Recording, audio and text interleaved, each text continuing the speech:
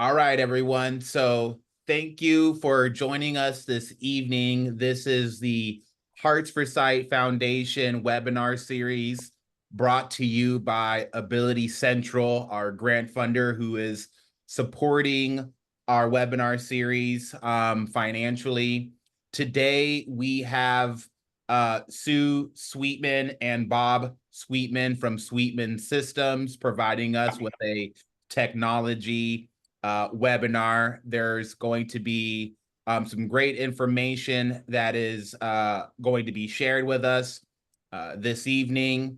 I want to ask that all of us mute ourselves so that we can fully engage and hear what the Sweetmans have to say about some of the incredible information that they'll be presenting with us.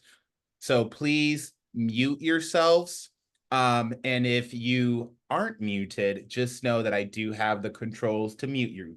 So if you're watching your TVs, doing stuff in the background, I know it's dinner time, and if you're cooking, just please be mindful that we want to make sure that this Zoom space is clear so that we can all hear each other. Okay. At the end of the presentation, we will have an opportunity for Q&A. So please do save your questions for the end. You are also welcome to put your questions into the chat. I will be monitoring the chat, pulling up all the questions that are coming through that space, that channel. And of course, at the end, I'll also be facilitating the Q&A portion of our discussion this evening. So for those who don't know me, my name is Joseph Burton. I'm the founder and director of Hearts for Sight Foundation. I'm here also with Raquel Desipita. Raquel, if you wouldn't mind unmuting yourself, introduce yourself, please, and share the mission of Hearts for Sight. And then from there, we'll go ahead and invite the Sweetmans to come up after I share their beautiful bio. Okay? So Raquel? Okay. Yes, hi, good evening, everyone. My name is Raquel Desipita. I'm the co-founder and assistant director of programs for Hearts for Sight. And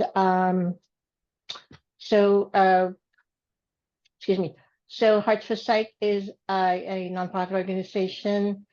We became a nonprofit in 2016, and our mission is to help break down or eliminate barriers that restrict blind and visually impaired people in pursuing physical, mental, and emotional wellness.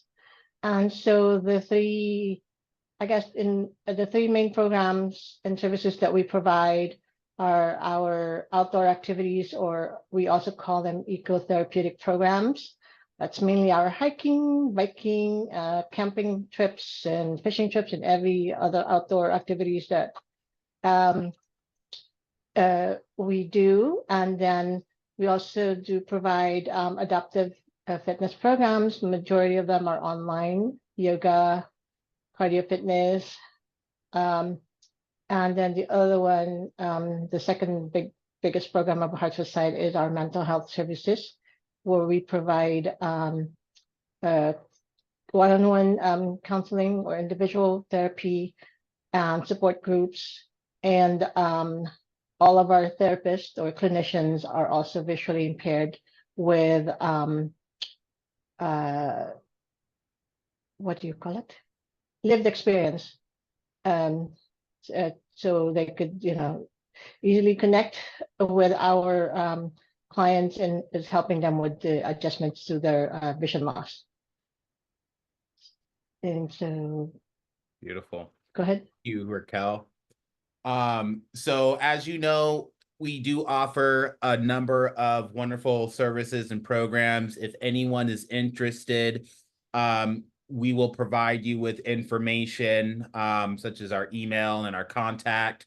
You're welcome to join our email list. Many of you are already on our email list. As our programs continue to grow and expand, we want to give thanks to all of our participants, all of our grant funders, all of our partners, because without you, what we do would not be possible. So thank you from all of us at Hearts for Sight to you. Without further ado, I'd like to welcome Bob and Sue Sweetman to present. So I'm going to read their bio here. So Sweetman Systems has been providing assistive technology to people with visual impairments since 1989. Bob honed his assistive technology skills during his 15 years as an attorney and as the technology instructor with Junior Blind of America, now known as Wayfinder Family Services and Sweetman Systems. He earned a BS from Stanford University, a JD from UC Davis, and an MS in assistive technology from Cal State Northridge.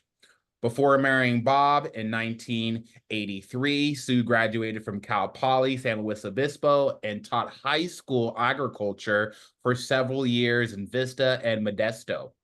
When they married, she got a crash course in assistive technology and found that she enjoyed using her teaching background to help others take advantage of these tools to become successful at work, school, and independent living. Bob and Sue have 2 married sons, 3 grandsons, and a granddaughter arriving in March. Sue, Bob, thank you so much for being here this evening with us. We so look forward to your presentation. And what I'm going to do right now is I'm going to spotlight you both so that we all have good view of you. Okay. So without further ado, friends, Sue and Bob Sweetman. Okay, so what I'm going to cover in this presentation is the products that we carry, and we also not only provide the products, but we assist users in determining which products will best meet their needs. Also, we provide services and products for Southern California consumers with the Department of Rehabilitation. And we also work with students in schools to get the best possible products to them. I'm going to focus at the beginning on Braille displays and note takers. There's kind of a difference in a way. The primary function of Braille display is to be a Braille display for a computer or an iPhone or an iPad or an Android phone. So when determining which Braille display would best meet someone's needs, we try to do a demo for them if we can, or even a demo over the phone. And we can also send manuals, and in the presentation materials I sent out, there are links where you can go to the websites of the manufacturers and take a look at what they have. The Braille the Braille displays, since their primary function is really as a Braille display, we have the Focus 40. It has 40 cursors with cursor routing. It has a Perkins-style keyboard for data input. It's made by Freedom Scientific, and it's really solid. Freedom Scientific makes both the Focus Braille display and the and JAWS. So as you would kind of expect, it works really well as a Braille display without a whole lot of setup. There's also the Brilliant 40, and the Brilliant 40 is a 40-cell Braille display with cursor routing keys and a Perkins-style keyboard for data input. And it also has programs for downloading books from online services like Bookshare and NLS Bard and NFB Newsline. And they also have a 20-cell model, which is real handy for use with an iPhone. It's made by Humanware. And one nice thing about it, if the way it works is when you set it up and connect it to a computer, you turn it on and it goes to the main menu and shows connected devices. If you have any computer plugged into that device and you press enter on USB, it automatically connects to any Windows computer and even a Mac. It'll connect to that automatically. So you don't have to worry about changing settings or anything. And that's one of the reasons why I think it's so, it's very popular. There's another Braille display called the E-Motion Braille display that we provide. It's made by Selvis BLV, Selvis Blind Low Vision.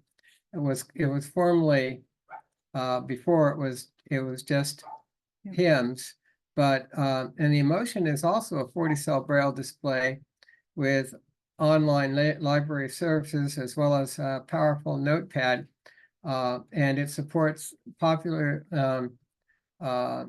this popular Sense Bible program that can be downloaded from the website, and it can also work with Bluetooth headsets,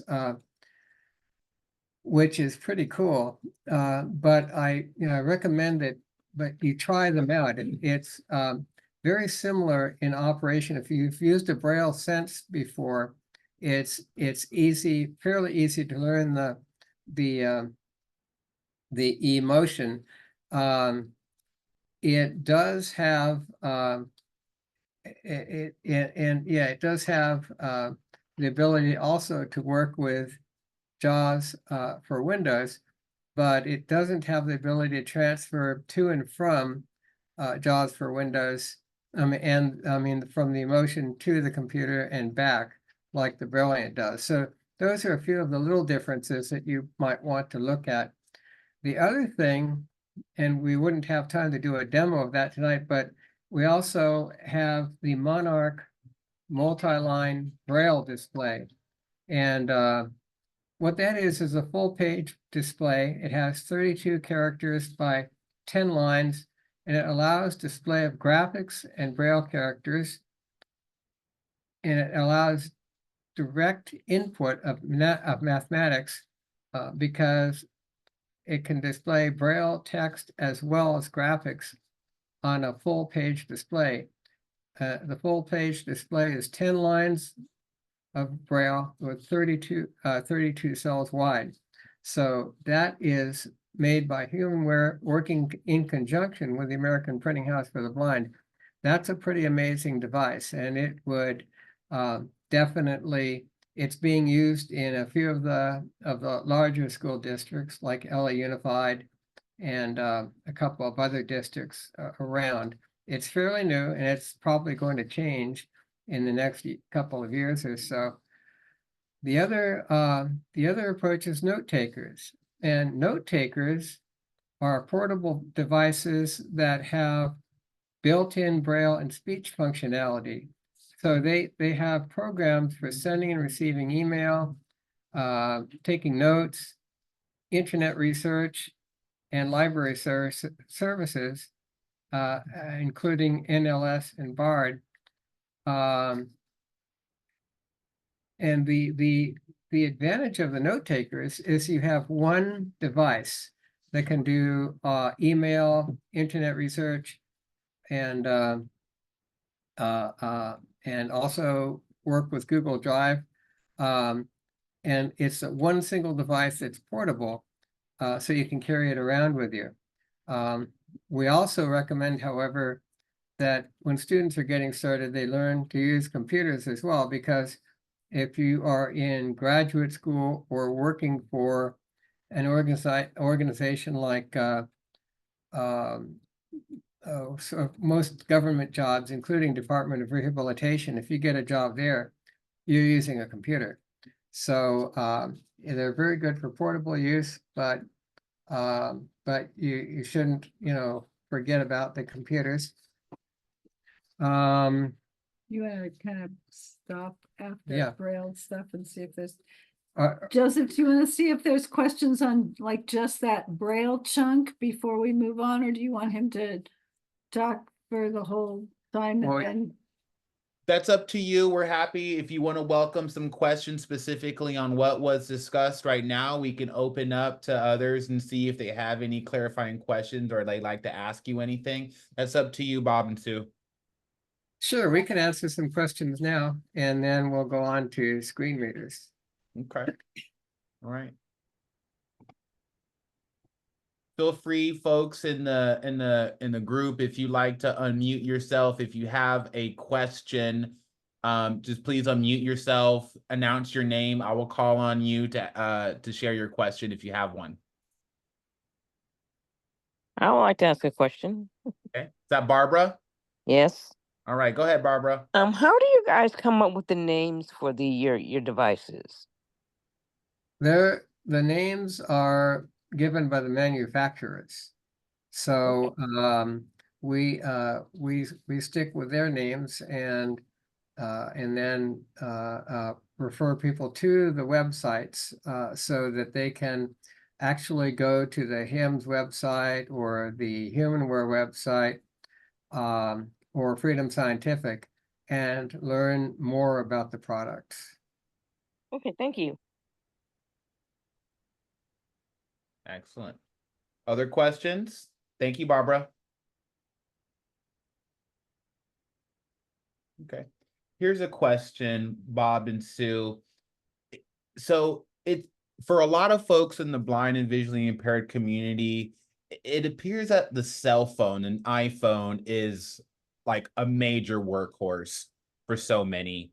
And you were talking about moments ago how important it is to utilize the computer to facilitate, work.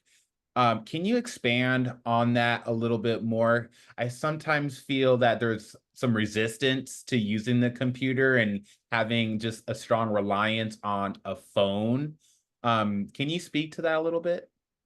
Yes, the phone is very powerful, and the iPad is very powerful for users when you are just working with your phone or your iPad, so that and you can send and receive email on them, and you can use them to go to Uber and put in different destinations.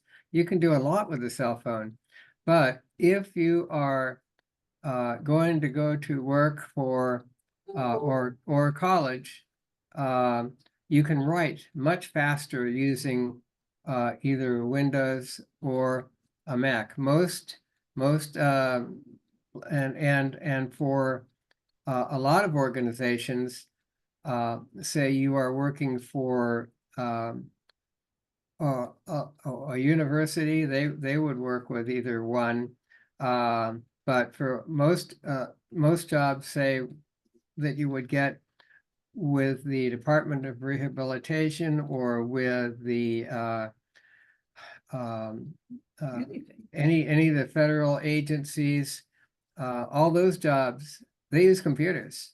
They use computers basically because you can write much quicker on a computer. You've got the power of Microsoft Word. So if you are if you're writing documents or sending or receiving emails using Outlook, it's just faster.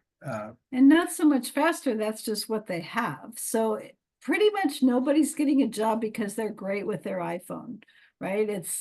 Computer skills, if you're not working, if you're retired, if you're a homemaker, whatever, if you're not working, then you probably can survive with just a phone.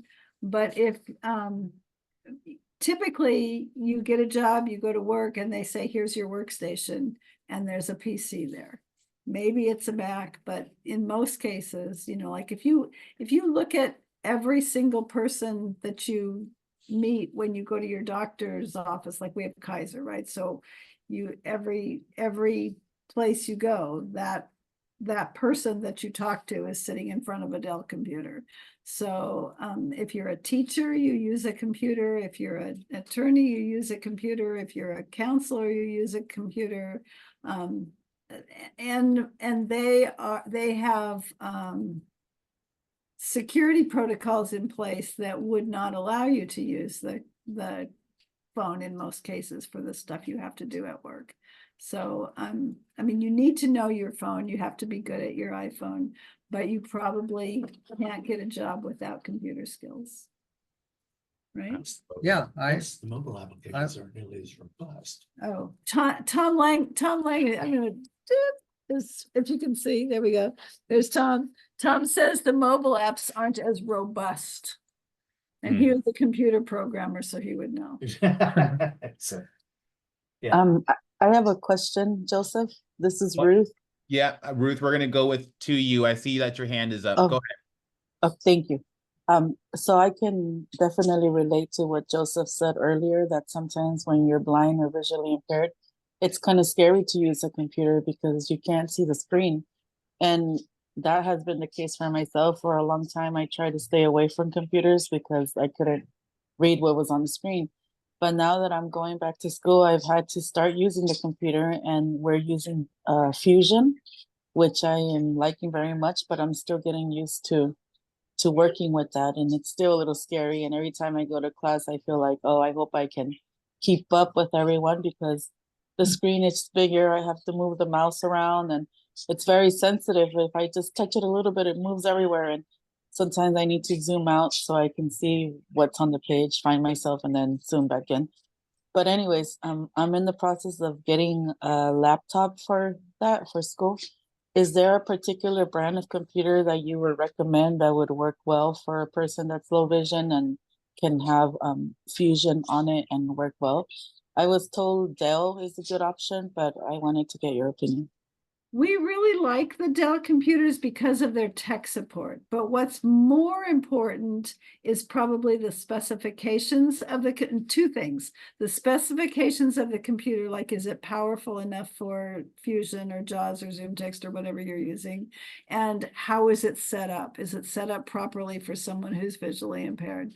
So, if you have some vision, you might want to use a 17-inch laptop, which is as big as you can get. Dell recently mucked with their 17-inch XPS computers and took, the top row of keys that are F1 through F12.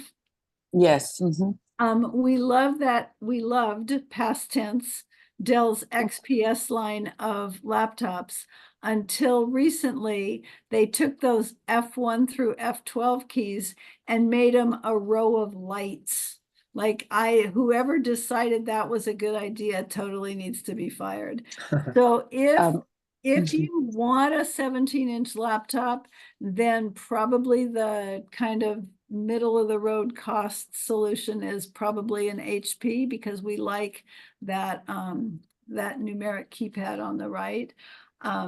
But the most important thing is the specs, and I would say at the very minimum, it should be an i7 processor. Laptops now have renamed them Ultra 5 and Ultra 7. I don't know what the difference is, but anyway, an i7 or Ultra 7 processor, at least 16 gigabytes of RAM, and what's called an SSD hard drive. And you kind of don't need to worry about that anymore because they all are. There was a period of time where they were switching from, I think they were SATA hard drives with spinning parts, and a solid state drive, and SSD hard drive is like way faster because it's no spinning something or others. I don't know, Tom would know, but anyway.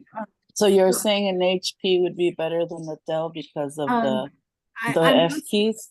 I'm not saying the brand is better. I'm saying just be careful that you don't have that row of lights. And I don't think there's a good 17-inch Dell solution anymore. So But the 16 inches but almost the yeah, same size. but the 16-inch isn't, or 15-inch isn't a lot smaller. We like the Dell. Our favorite computer these days is the Dell 3550 or the Dell 5550, but those are 15-inch laptops. But someone with low vision, if you can deal with a 15-inch for travel, then you can get big screen, like a 32-inch monitor, and have one at work and one at school and one at home, Mhm. whatever, and just plug that in when you go there. And then you have a little bit lighter laptop to haul around with you too. But the most important thing is how is the specs and then how it's set up. Like you want to make sure if you just go to Best Buy and bring your computer home and turn it on, as you go through File Explorer, this is just an example of one of the things that you should do to your computer after you get it. If you're in File Explorer and you've got, like, let's say you're in your list of documents, and you've got one computer or one file named Raquel, and you've got another file named Joseph, and you've got another file named Jane, and you've got another file named Tom. As you arrow down through that list of file names, if you don't turn on file extensions, it'll say Tom, Jane, Raquel, Joseph, right? Except in alphabetical order. But you don't know, is that a text file? Is it a Word document? Is it a PDF file? Or is it a Is it an folder? executable? Is Yeah. it a folder? All my Jane It's a stuff is picture. in that one folder. Yeah. So you want to go in and turn on file extensions so that it says tom.docs, joseph.docs, bob.docs, sue.docs, or .txt or .pdf or whatever. So that's just one example of the things that you need to do to your computer to make it just less painful to use. Because Okay, ask so Raquel, these things are Now, painful. one So- thing that you mentioned earlier, you said the mouse was jumping all around. What you want to make sure of, and people don't think about this, if you have a touchpad turned on, anytime you touch the pad, the mouse pad below your keyboard, it's going to hop the mouse to a whole different place. So well, if when you- when I sorry to interrupt, when I said the mouse was moving around, this is still on the PC and like the computer at school, not the laptop itself. And I Yeah. just feel it's so sensitive. So what she was saying, so you think worrying more about the size of the screen is more important than picking a Dell or an HP? I think so, yeah. I mean, as long as you like the keyboard and you like the screen and all that, the brand probably doesn't really matter. And then the other thing about, you move that mouse just a little smidge and it goes all the way across the screen, right? So the more keyboard commands you learn, the less painful using a computer will be. So, like, let's say you don't know how to take something easy, like Alt F4, right? That closes a program. Control F4, that closes a document window within a program. But I'm going to use those as examples. So let's say you only know how to do that with the mouse. Well, first you have to move that mouse up to the right, find the right corner, and then you have to find the X, and then you have to click it and hope you don't screw up where your mouse is before you click it. So if you just learn Alt F4, then boom, you're out of there.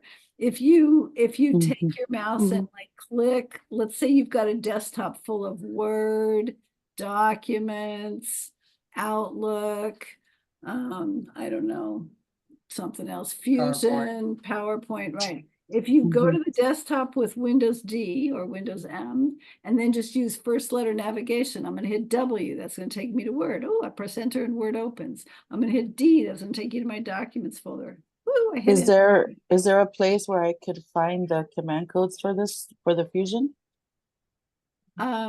Fusion commands, yeah, are in, send me an email, sue@sweetmansystems.com, and I'll send you some of my little cheat sheets. But hopefully wherever you're going to school, they are encouraging you to ditch the mouse. Well, they where I'm going, they didn't really know any of the commands. I was the one telling them. Oh, Can you put your email address in like the chat or share it somewhere on here so I can? Joseph, We'll can you do that? We'll make sure that Thank communication you. gets sent out as well as in a follow-up email as well. Okay. And also note that this information, friends, is being recorded. The Sweetmans are providing us with a ton of information. Don't expect yourself to be taking notes here. Okay, you can view the recording and it'll be posted within the next 24 hours. Okay. So Ruth, thank you for your question. Really much appreciated. We're going to take one more question and then we're going to allow for Bob to continue on with his presentation. Raquel, would you like to ask your question? I just wanted to ask could you please repeat the name of the Braille display that you can also do things independently for some things? Well, All of them you can. yeah, the Brilliant lets you do works with computers, and it also lets you do some of the library services. The emotion Braille display from HIMSS also have those type of features. But can I do that independently? I mean, not connected to the computer? No, the Braille displays assume that you're going to be connected to a computer or an iPhone. Oh, okay. So there's about nothing, there's no, because I thought you mentioned something kind of like the Braille note. Some Limited note taking, right? yeah, the Braille displays they're mostly for they have limited note taking capability. They're not full note takers, but Okay. moving on to screen readers, we sell JAWS for Windows, which is a very powerful screen reader. In fact, it's the most popular screen reader in the world.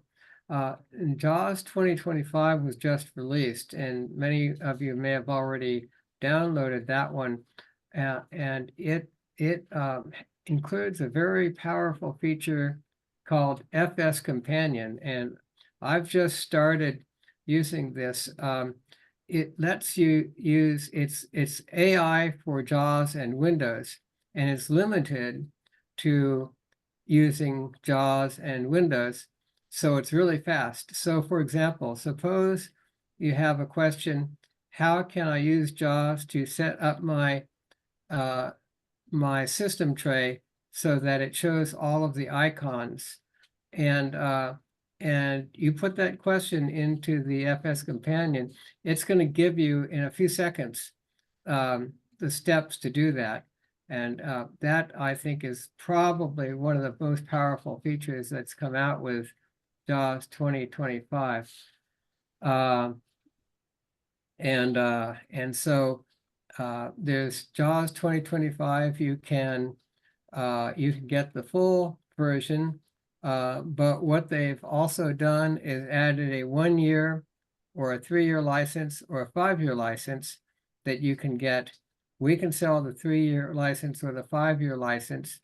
The 1-year license, we cannot sell it. It's just provided by Humanware. And No. I mean, I'm sorry, it's just provided by Freedom Scientific, and they give the information. I mean, they'll help you set it up.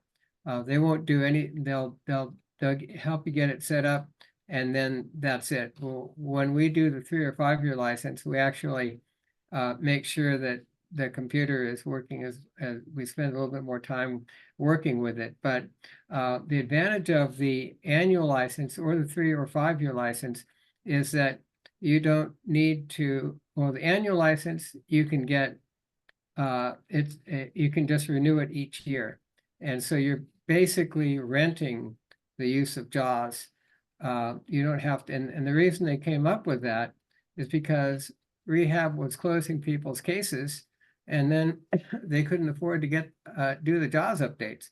So they made it so you can actually basically rent JAWS on an annual basis, and they also provided multi-year licenses, 3 or 5 years, that we can sell, and those are kind of nice because you don't have to renew them each year. They just automatically renew until the 3 or 5 years is up. So do you have anything to add on screen readers, sir? Nope, that's good. Well, and the same is true with JAWS, Zoom Text, and Fusion. So Fusion, you may all know this, but JAWS is designed for folks who are totally blind and it's just speech output. And Zoom text is designed for folks with low vision and it has a degree of speech, but not full speech like JAWS has. And so low vision users were using Zoom text and totally blind users were using JAWS. But obviously there's this spectrum, right? So some people who were almost totally blind but could see a little bit would buy Zoom text also because there were times when they wanted to magnify the screen or change the colors or whatever and use them both together. And some people who were low vision sometimes wanted more speech than Zoom text had, so they would buy JAWS and they would run them simultaneously. But several years ago, those were from two different companies, right? AI Squared made Zoom Text and Freedom Scientific made JAWS, and they didn't always play happy together in the sandbox because they were competitor companies.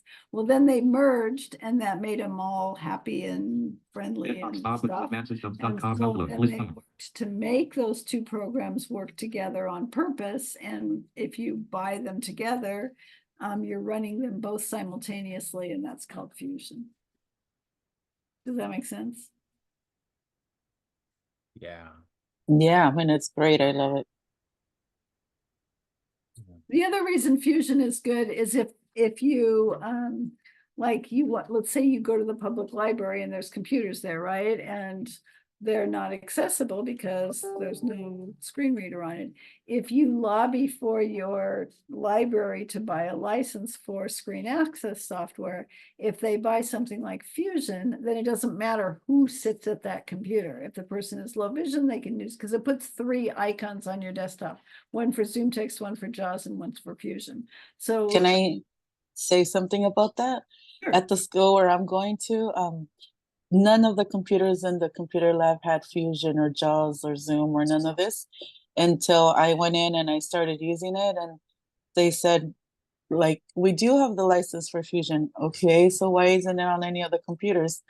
And I went 2 or 3 times and they told me it's not set up yet, until finally they called me and told me that the computers were ready. Now they have them on all the computers in the computer lab. fantastic. Good stuff. Yeah, that was cool.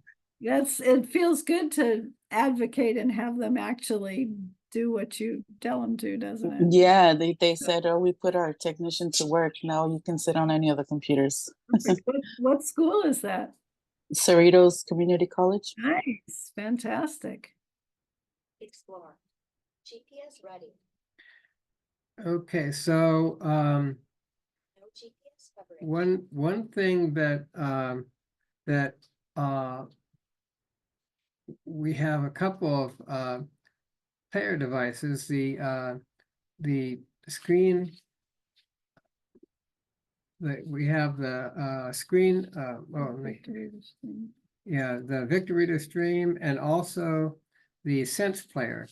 Victor Reader Stream, it's made by Humanware, and the Sense Player is made by HIMS now Selvus. Selvus BLC. So the Braille Sense on Victor Reader Stream 3 is kind of neat. They've added some features lately where if you press if you go to turn it on, you can actually have it run in a sleep mode kind of thing, basically suspend mode.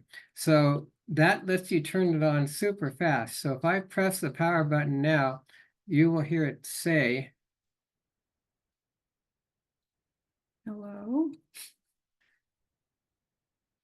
there it goes. Welcome back. Welcome back. And Card for Victor Reader Stream 3. and that's Slow it down. all you have to do to Volume 13. Volume 14. No. Volume 13. Volume 14. Volume 14. Volume 14. Volume 13. Volume 13. Slow it down. Volume 14. I'm trying. Volume 13. Volume 13. Volume 13. Wi-Fi connected. There we go. Volume 12. Power button. Volume 13. Speed. Speed 1. Oh, here we go. Speed 0. I just put it on normal speed. So if I want to go through the main menu, I can just press the 1 key. Audible, 2 books. Music, 1 book. So right now One, it has music. Audible, so you can download books from Audible once you connect it to your computer. And that is in the offline menu. If I press go to the online menu, Online bookshelf. I have NLS Bard. NLS 16 Bard, Books. Podcast. podcasts, Bookshare. 8. Bookshare, Internet radio. Internet 3. Radio, TuneIn radio. TuneIn Radio, References. 0. References, NLS Bard. and NLS 16 Bard. Books. And it Search gives you a results. list of all of the books that you have online. So so the nice thing about this is you can listen you can turn it on and it just immediately starts talking, and you can turn it off and it goes into suspend mode, which is basically a sleep mode. So it drains the battery, but very slowly. So depending on how much you use it, you don't need to charge it up that often. And those are some of the features of the Victor Reader Stream 3. Explain about the new software that has folders for notes. Oh yeah, if you go to the offline menu Offline bookshelf. and you Music. press the 1 book. 1 key, 1. Save podcast. CBC 2. radio. Text files. Victor 6. _reader Files. _V1.3. Notes and memory cards. here we go, notes. Notes. So it says BS6. Generic. generic, 6. Notes. and that is where your notes are recorded, but you can create additional categories of notes. So for example, if I make a recording about the BS6, I can move it to the BS6 folder. I'll press right arrow. BS6. 0. Notes. 3S6, and I don't have any notes in that one yet, but I can move them there if I wish. Braille note. 0. Notes. Notes for the Braille note. Create category. And then there's create category. You can create your own categories for notes. So for example, if you want to have all your notes about phone numbers and addresses, or phone numbers or addresses, you can have them in a separate folder. That's kind of neat. That's kind of a neat feature that was just added in the last update to the Braille Sense. I mean the Victor Reader Stream 3. So that's a good thing to take a look at. And they have a YouTube webinar on it that you can read. And also when we send them out, we include an SD card with it that has all of the new features and manuals in a folder that opens when you turn the machine on. So that's pretty handy. We also carry the Sense Player. The Sense Player is made by HIMS or Selvus VLC, and it is a powerful machine.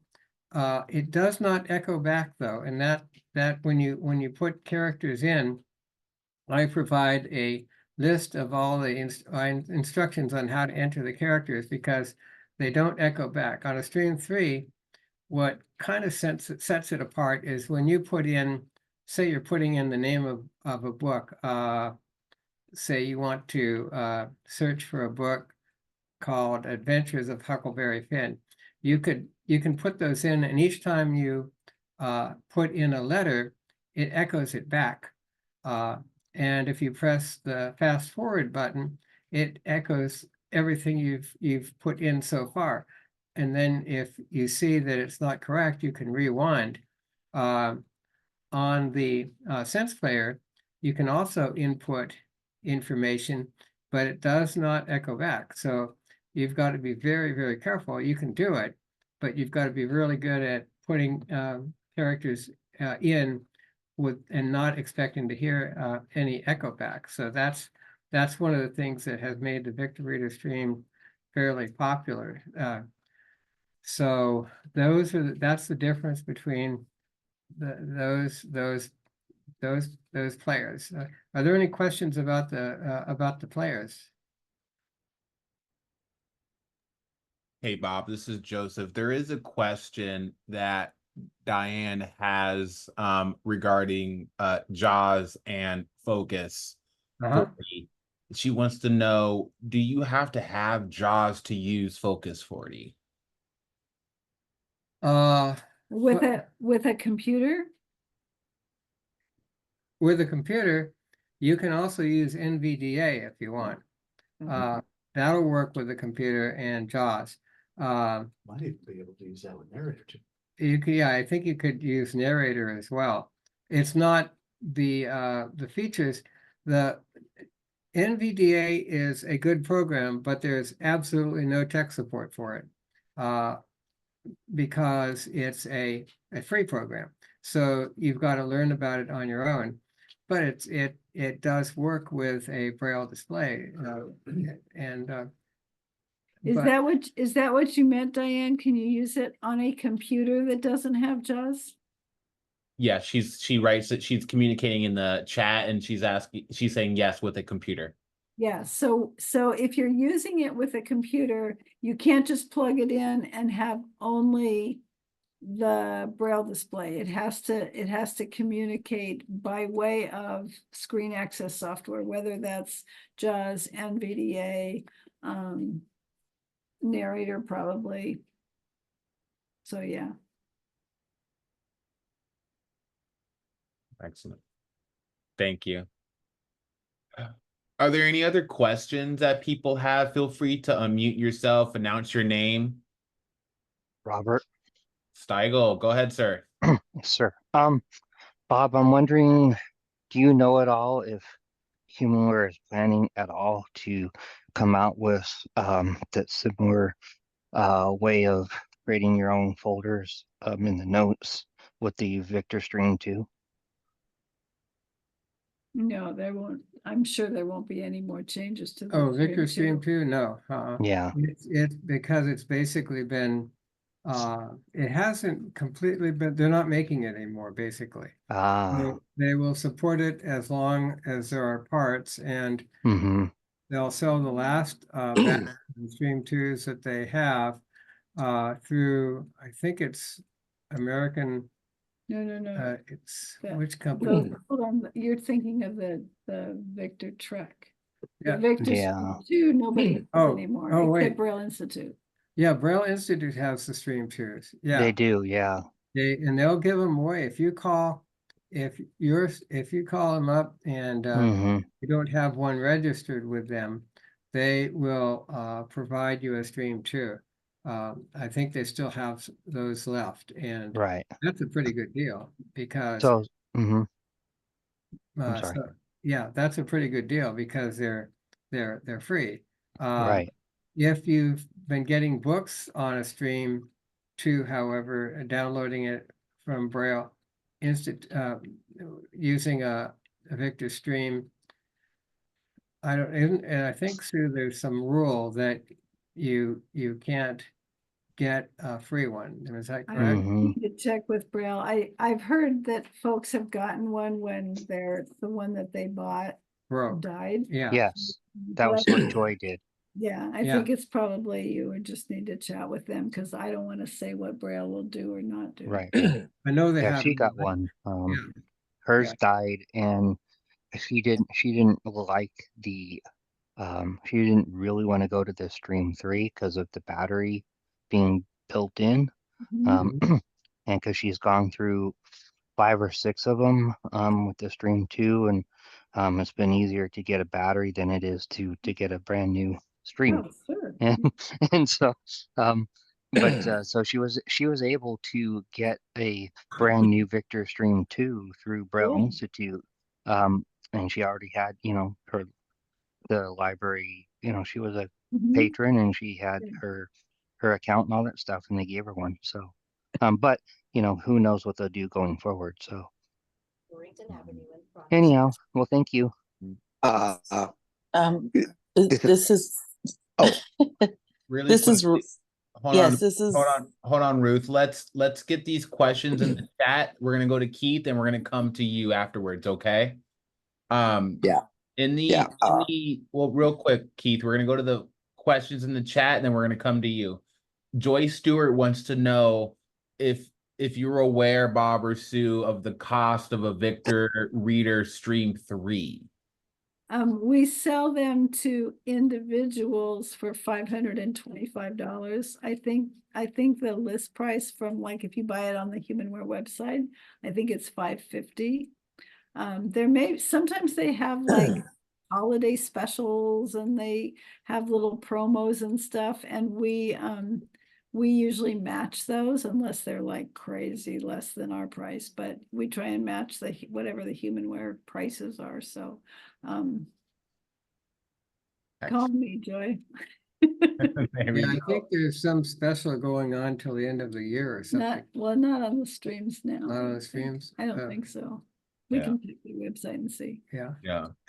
And then a follow-up question from Diane. She wants to know, what else would you use Focus 40 for? Well, you can use it with a computer. You can use it with an iPhone or an iPad, and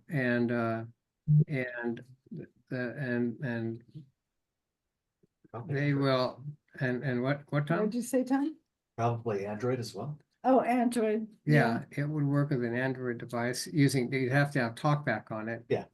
But that would work. So you can use them with a computer. I mean, you can use them with iPads. Personally, I think that I find it a little bit easier to use the Brilliant with an iPhone or an iPad, but you can also use the Focus Braille display with an iPhone or iPad, and Freedom can help you with the setup on that. All right. Data downloaded. Excellent. Thank you for that. Keith Kabbalah, do you want to unmute yourself and ask your question? Yes. Hi, Can you hear me? Keith. Hello, Sue. Yeah. Hi, Keith. Hi. Can you hear me? Yes. Yeah, I have a Victor Stream question also. I bought my Stream 2 from you guys about 6 years ago at Best in Tech, and I love it. It was working fine until last year. Uh-oh. When the battery got something happened to the battery, and now I am debating if I should go to the Stream 3 or just replace the battery on the Stream 2. Now I do research also, and what I heard, and that I am looking at that Stream. I'm trying to decide if I should get the Stream 3 because I read that and I looked at it too. It's lighter, and I also heard that there were some issues with it, with some of the buttons, and it's not as reliable as a Stream 2. So I'm debating if I should get a new one or if I should just get a new battery.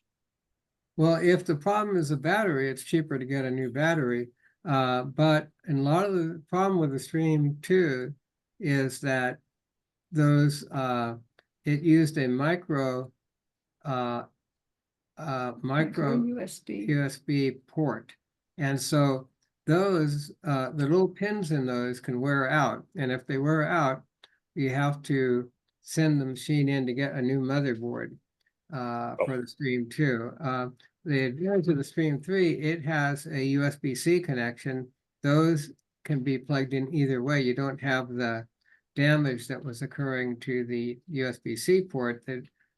So if it's just a battery, you can just get a new battery. But if you get the battery and that doesn't fix it, then you either have to get a Stream 3 or send the machine in for repair. Okay. Okay, because I'm trying to decide, because what you described about the Stream 3 sounded good, because I do take notes. Yeah. And I also like the fact that you can use Bluetooth headphones, because I travel a lot. That's another advantage of Stream 3, yeah. Yeah. I like Yeah. these headphones. There's one other device I want to show real quickly because it's Thank you. kind of unique. And that is, have any of you heard about the Stellar Trek? It's a GPS device. And when you connect it, it's a standalone device, so it doesn't draw down the battery on your phone like using a phone app does. And if you press the Where Am I button, if I can get this one to behave. Oh, let me turn the volume up. 114 feet. To prevent possible hearing damage, do not listen at high volume levels for long periods. Can you hear that okay? Next intersection unavailable. So if I press the Where Am I button on it, Heading southwest. Left, Dorrington Avenue in front, 114 feet. so it says I'm near Dorrington Avenue. It's ahead 114 feet. And if I go into the browse capability, I can look around the neighborhood and kind of see how everything is laid out without even going there. So if I press the button right above the I Press confirm to enter map browsing mode from current location. So I press Entering map confirm. browsing mode. So You are now currently on I can Game browse. Street. Heading east. I can press left arrow, In back, Game Street. and if I go forward, In 151 feet. Three-way intersection, Game Street. Crossing, Dorrington Avenue. so if I want to turn right on Dorrington, I can press the right arrow, On your right, Dorrington Avenue. and if I walk forward, In 287 feet. Three-way intersection, Dorrington Avenue. Crossing, Gruen Street. that's With a. stop sign on your right. So it gives you information about stop signs and traffic lights if they're in the database. So you have an idea of what type of intersection it is. If I walk forward again, In 265 feet. Three-way intersection, Dorrington Avenue. Crossing, Gager Street. there's Gager With Street stop sign on your right. with a stop sign on the right. And so if I walk forward one more time, In 269 feet. Four-way intersection, Dorrington Avenue. With stop sign, crossing, Pierce Street. if I press right arrow, I'm going to turn on to Pierce Street. On your right, Pierce Street.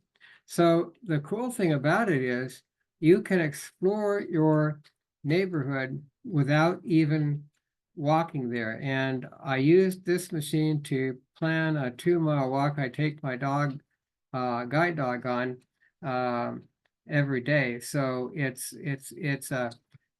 very accurate. When it says when you're approaching an intersection, you get within 30 feet of it, it's measuring to the middle of the intersection, so you know that you are almost to that intersection. You can make landmarks so that they are spoken automatically when you get to them, which I use a lot because I want to know about the things that are around me. And it doesn't draw your battery down. So the nice thing about it is it's very powerful, very accurate, and it doesn't drain your, like the phone apps, they work fairly well, but they'll run your phone down in no time. So I'm going to get out of this Now for now. crossing. And Press confirm to exit. I think they just had a price reduction on it to what I can't remember exactly, but they just had a couple $100 price reduction. It's in the $1,300 range in ballpark. So it's and Rehab has been buying them for people, or you can get them on your own. So that's just a neat little advice that I find to be very useful. That is kind of good.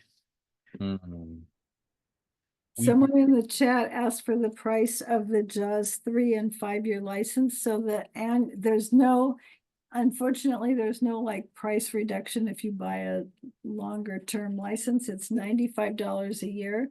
So $95 it is 1 year, $285 is 3 years, and $475 is 5 years. But you don't have to, through the 5-year You license, don't have to think. you don't about it. have to even do anything until the license runs out, and then Freedom will send you a notice that your license is about to run out and you need to renew it. So Another question in the chat is the name of the GPS device. It's the Stellar Trek from Humanware. Bob, this is Joseph. So the Stellar Trek that you're sharing with us, I imagine for many of us who are, that might get a little anxious with going into a new environment that we're really unfamiliar with. Have you found that the Stellar Trek provides you with a sense of a little bit more comfort when you're navigating new places?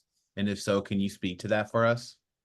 yes, it gives very accurate information as you approach an intersection. It'll say what kind of if there's a stoplight or a stop sign, it'll indicate that. Now, they have to be in the national database, and so you should use your regular O&M skills as well, because most of them are in the database, but you don't want to assume and just without checking that, without listening, that it's in the database. But if it is in the database, it helps you a lot, because you don't necessarily have to stop and think. You don't have to stand there and think for 5 minutes, is this listening to traffic, is this a stop sign or a stop light? Because it'll tell you. If it says one or the other, you know what you're dealing with. I find that to be very helpful. Plus the accuracy of the accuracy of the calling out of the intersections is really quite amazing.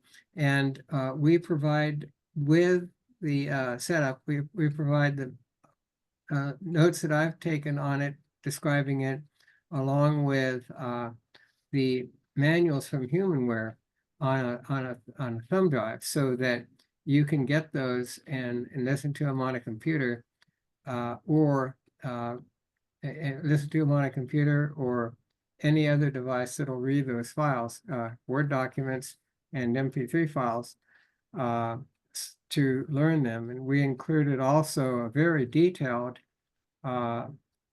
manual that was done by, what's that company that works with Humanware? Mystic Access. And they have a whole long training manual on that, which is really good. They're just those are some of the resources that are available for learning it. I think another thing that it does that's super cool is off the street grids. So if you're on Main Street coming up on 1st Street, 2nd Street, 3rd Street, of course it's going to read that. But my mom is quite elderly, and I'm her weekend caregiver. So we either bring her to our house on the weekends, or I spend the weekend with her in Orange County. And when I do that, sometimes Bob stays here in LA and sometimes he comes down there. Well, my mom lives on are very near these like walking paths that aren't on the street. They're just like, walking paths. When I was a kid when I was a kid growing up there, we used to call them the bridle trail, but there's not that many horses left in Fullerton. So now they're mostly the hiker biker trails. But anyway, as you walk down the trail, you're not anywhere near a street, but there's like different turnoffs and stuff like that. So I'm not a trek guru. Bob is. I'll have him describe, but he's been able to. I need to stay home with my mom, and he's been able to walk for hike for 3 or 4 miles independently, because he's been able to label all those trails. Turns on the trail, that's a lot of fun. Why don't you explain how that works? Because I don't even know. Okay, so So what I'll do is what I did when I first marked up the trails, I would go along and I would find an intersection where I had to turn to go to another trail, and I marked that as a landmark and described it like Hilcher Trail turnoff. And I knew then you turn left and you go down this steep hill and you're on this other trail that leads out toward you cross, there's only one street to cross and the rest is all trail. So you can jog along the trail and the only thing you have to worry about is bicycles, fast moving ones. Which Zeta is really good at dodging, but anyway, you can go along these trails, and it's actually very fun. So, and you can also on college campuses, if you're on a college campus, you can go into what's called open area mode.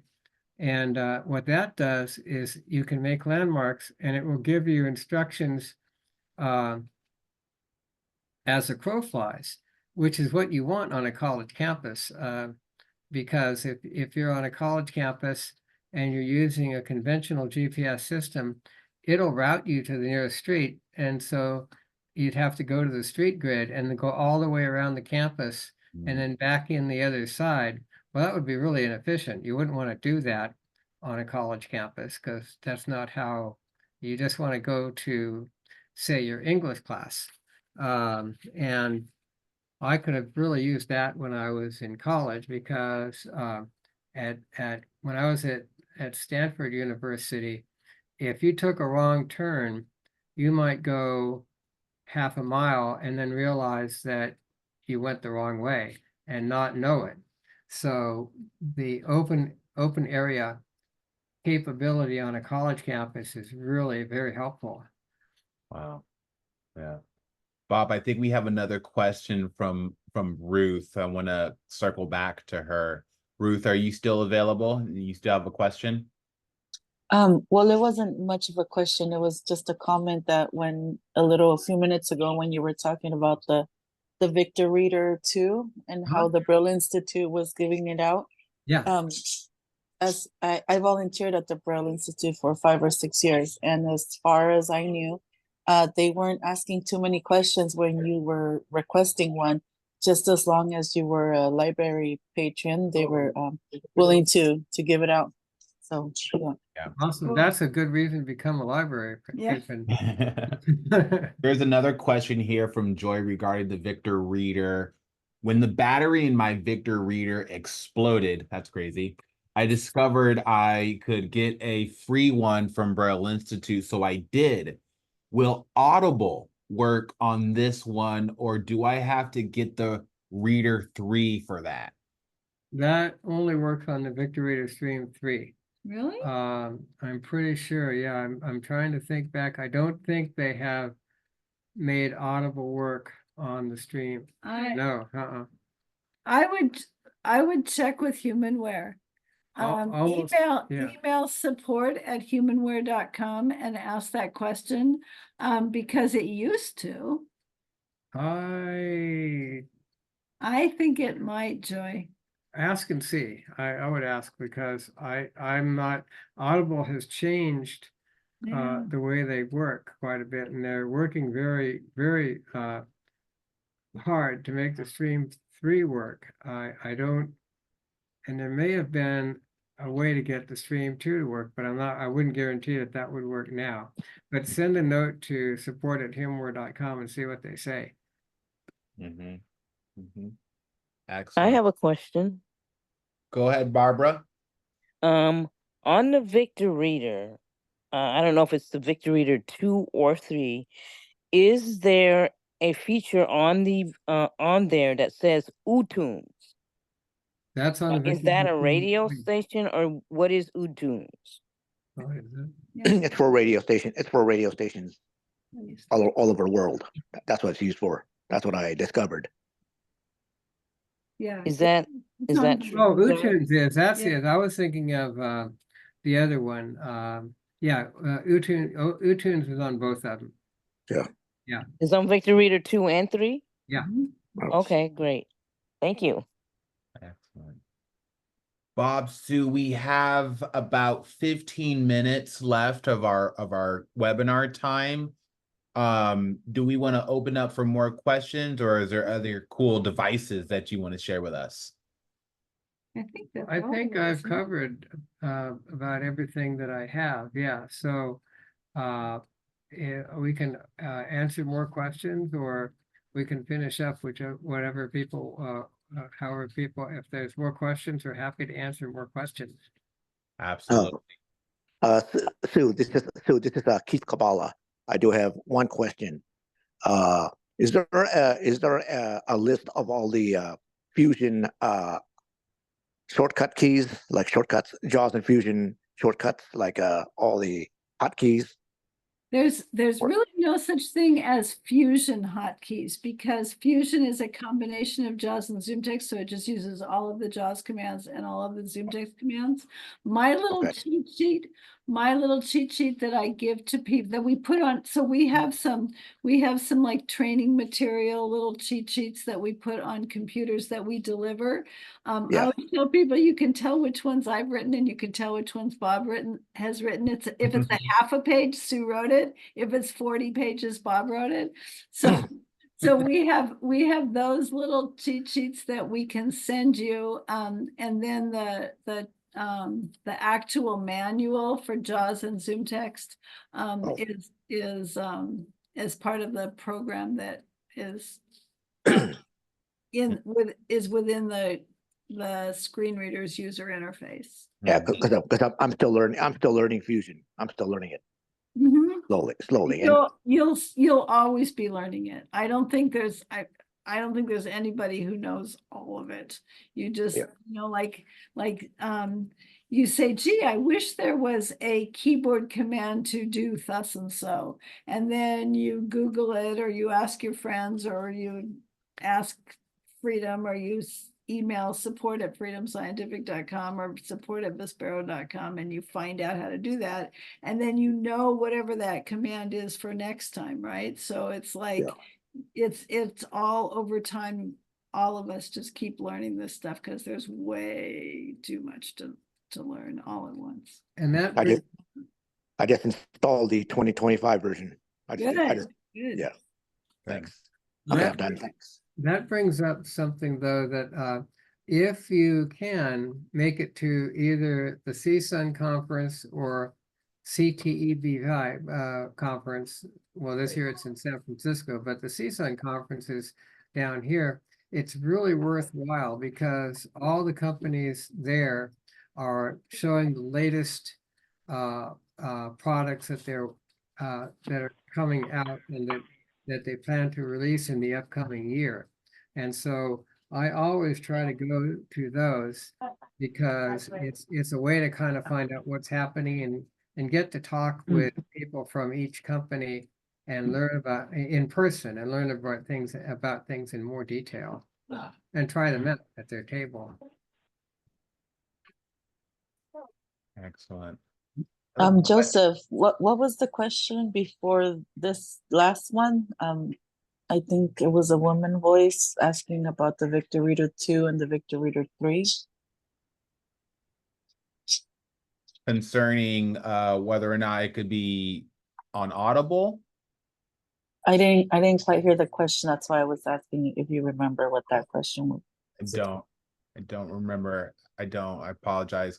But I do have a question for you, Bob and Sue. If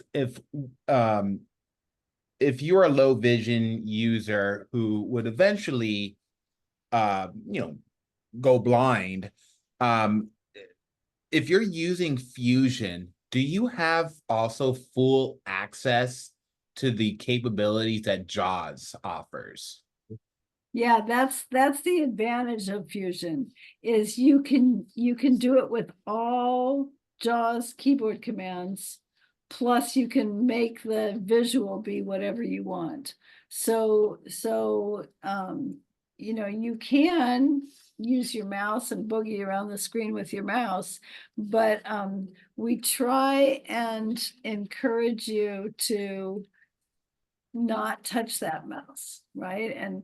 And learn stuff from the keyboard so that if that eventuality happens, or if you know it's going to happen when it does, then you're a little bit more prepared for it. Question from Diana. Do you know how much your Stellar Trek costs, and do you sell it for humanware? I think you said it was something along the lines of 1,300, if I'm not mistaken. Yeah, we do. I'm looking it up right now. We do a teeny weeny tiny discount. So almost anything you buy except for software upgrades, we sell those at list price, but almost everything that you buy, we do a little bit of a discount. So I'm looking that up right now. I think 1325 sticks in my head, but let's see what. Don't say a number yet. Okay. Why is it not going anywhere? Here we go. While Sue's looking up that information, Bob, question for you. In your profession, as you're learning more about technology and, for example, shortcut keys, have you utilized AI software like the large language models to help you, like, for example, give you a list of all of the shortcut keys that are available on like JAWS? That's what the FS companion does. And it does it for JAWS really well, and they're also developing it for Fusion, but that's not done yet. I think they were talking about the beginning. I'm not sure what they said for a timeline, but it's planned in the future. They started with JAWS, and they plan to add Fusion in the future. And Fusion, the only difference with Fusion is they need to include the magnification features in combination with Windows. So it's a lot to cover to put into the AI model, but the one for JAWS works really good. The Stellar Trek, the list price is $13.95, so we would do a little bit of a discount on that. $13.95, yeah. Okay. It's same with colleges, universities, schools. If you're working with your assistive technology or just Department of Disabled Student Services or whatever, when they buy like a site license for JAWS or Fusion or whatever, we always do a significant discount. So it's pretty much always cheaper for them to go through us than to go directly through Freedom. Yeah. Hi, I have a question. It's Marcelo Beltran. Hey, how are you? Hi, I'm good. With the Stellar Trek, does it tell you like when to take a turn or something? It won't tell you when to take a turn. It'll tell you, well, you can create a route that you follow with your O&M instructor, and then if you create a route, it'll tell you when to turn. But if you're just walking along, it will announce the street intersection that's coming up, and that's true whether you're walking or if you're in an automobile. You can have it turned on in a vehicle, and if you're in a vehicle, it doesn't say all the street names automatically. That would be too much to hear, but it covers major intersections and a few landmarks that you're passing. Because once you get over 30 miles, 25 or 30 miles an hour, it switches and stops reading all that stuff. Because it'd be too many streets to listen to if you're going 50 miles an hour. It would just never stop talking. So yeah, it does have an automatic mode. Wonderful. Bob and Sue, you've given us a tremendous amount of information. We are coming up to the top of the hour. And before we close off our webinar, I think we all really appreciate all of the dedication, all of the support, and the time, energy that you've put into helping our community get connected to these amazing devices. For others who are interested in connecting with you, let's say if we have open cases with Department of Rehab, how would we go about seeing if you can provide us with our technology needs? What would be the process for that? You should probably check with your counselor. As I understand it, you are permitted to request a particular vendor, but sometimes people say that they were not allowed to do that, so I'm not real sure what the rules are. But if you feel like you want to work with Sweetman Systems, certainly we would encourage you to discuss that with your counselor. Obviously, we would like to work with you. Absolutely. Absolutely. We'll take one more question and then we'll go into our closing remarks here. So Lily, I see that you have your hand up. Feel free to unmute yourself. Yeah, hi everyone. This is Lilia. Hi, Sue. Hi, Bob. So I'm hearing you say, I think, FS Companion, and I'm also interested in, I do Fusion, and so I'm interested in being able to have like easier access to the shortcut commands as I continue to learn how to use the software. What is FS Companion? FS Companion, if you're using JAWS for right now, if you're using JAWS without any magnification, just normal JAWS, FS Companion lets you ask questions and then you can answer. It'll give you, like, say you wanted to know how to magnify text in a Word document using JAWS. You could say, how can I magnify text in a Word document using JAWS for Windows? And it would give you commands to do that in Microsoft Word. How do you activate it? You say, you activate it in your screen reader, or there is a keystroke that I don't remember that right now without looking it up. But if you send me an email to bob@sweetmansystems.com, I will send you the manual for it.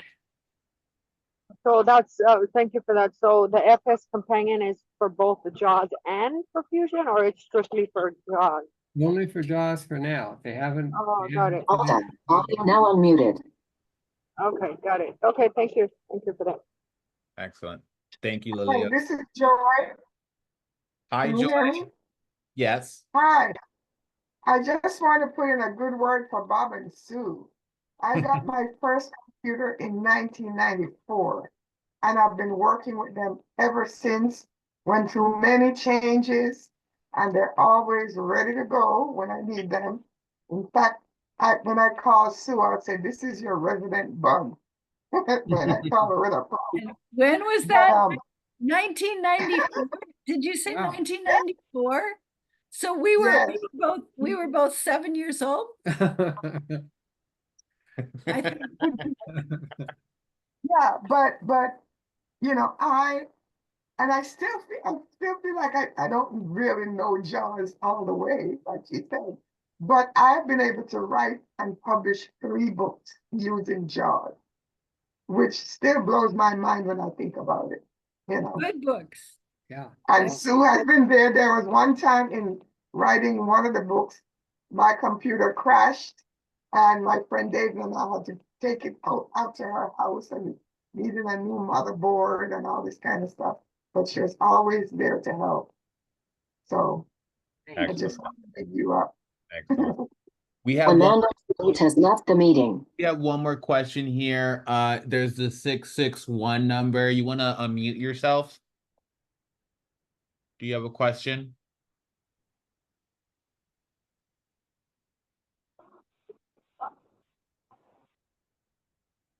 No? Okay.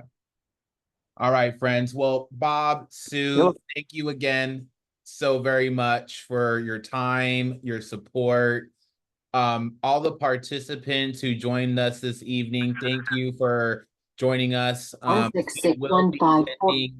We will be sending out a survey, and we hope that you are able to respond to it. It just really helps us know what we could be doing better.